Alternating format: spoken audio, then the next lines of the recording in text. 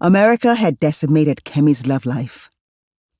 It had shredded her dignity and tossed its slivers into the air, cackling like a hyena.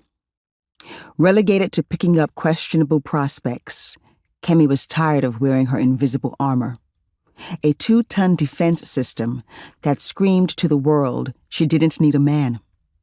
She couldn't carry that weight anymore. Lately, her dating life read like a dossier of shame. First, there was that one memorable dinner with Deepak.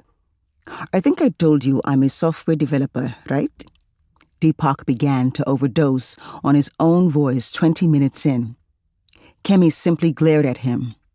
She figured his name-dropping his career the 6th time wasn't worth a verbal response. The rest of the evening, Deepak intermittently punctuated his monologues with his love for black booty. Then there was the silent date with Earl, a white accountant from Ohio, who summoned visions of a serial killer. Earl kept staring into nothingness, past her face.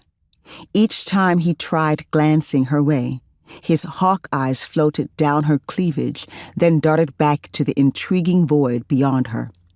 She wasn't sure if he was shy or scheming. And how could she forget the Jamaican real estate agent, Devon, whose gaze kept trailing every white woman who sauntered past their table while professing unflinching love for the sisters. America had stretched Kemi's limits and run her resolve through an involuntary boot camp. According to every dating survey she had ever read, she, a black African woman, was the least desirable relationship prospect alongside Asian men. Those surveys said first choice was someone else. This verdict chipped away at Kemi, carving and presenting a weaker version of herself that received every suitor through a skeptical lens of paranoia. Yet, like a glutton for punishment, she kept going back to the app that faithfully failed her with precision. "Don't worry, my dear." Her mother's drawl would float abruptly into her stream of consciousness whenever she found herself swiping faces left or right on her iPhone. Then it would taper off into a miniature sermon, followed by a reprimand. "God's time is the best. Go to church. Stop wasting your time. Don't let the devil tempt you unnecessarily.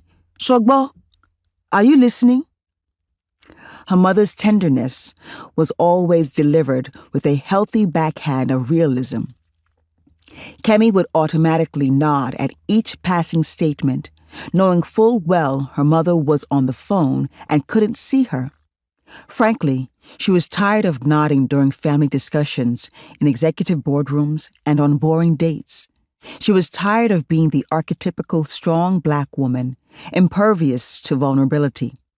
Pretending she didn't need a man's touch for years had lost its luster. She was lonely. "Seriously? How do you do it, girl?" Connor's Boston Irish accent cut through her concentration like a grating radio frequency.